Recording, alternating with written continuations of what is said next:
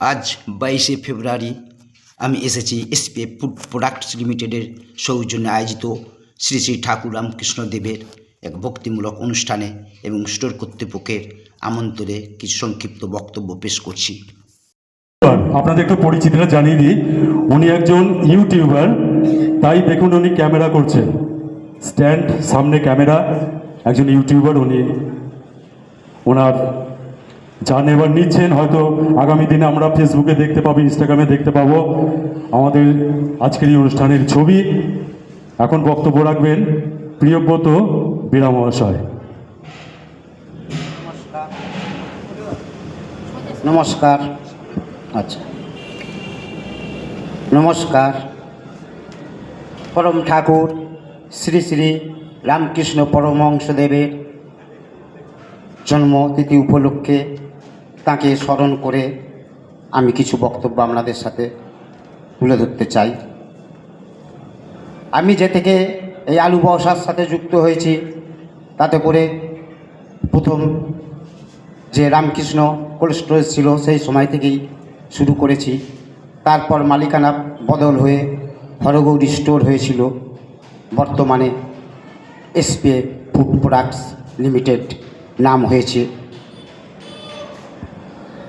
তা বিগত দিনে ব্যবসা করতে গিয়ে অনেক সমস্যার সম্মুখীন হতে হয়েছিল, কিন্তু আজ বর্তমানে এই আর্থিক বছরের প্রায় মধ্যকালে রবীন্দ্রবাবু এই স্টোর নিয়েছেন, তাই সেই সময় থেকেই আমরা কোল্ড স্টোরেজে কাজের ক্ষেত্রে যে ব্যবহার পেয়েছি তাতে করে খুবই খুশি। এবং কিছু সমস্যা রয়েছে স্টোরে, আলু চেম্বারের ভেতরে থাকাকালীন কিছু সবুজ হয়ে যায় এবং সিনকেজও শ্রাবণ ভাদ্র মাস থেকে কিছুটা হয় আলু।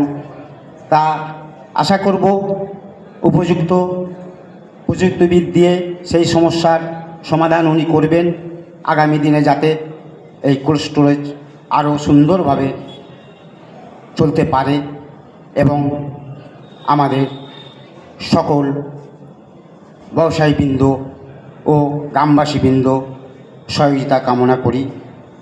কারণ আজকে আমাদের পশ্চিমবাংলার যা অবস্থা, প্রায় একের পর এক শিল্প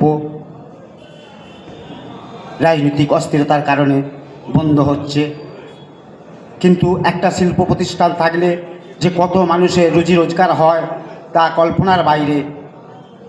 তাই আমরা আশা করব সকলের সহযোগিতায় শিল্প প্রতিষ্ঠান আগামী দিনে সুন্দরভাবে চলুক, এই কামনা করি। এই উপস্থিত সকল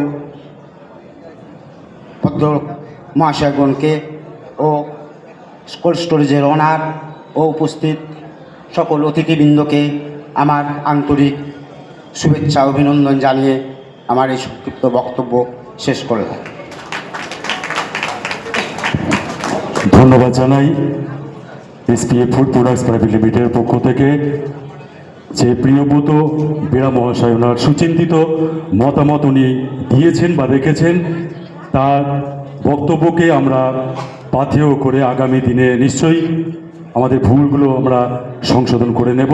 তাকে আমরা ধন্যবাদ জানাচ্ছি।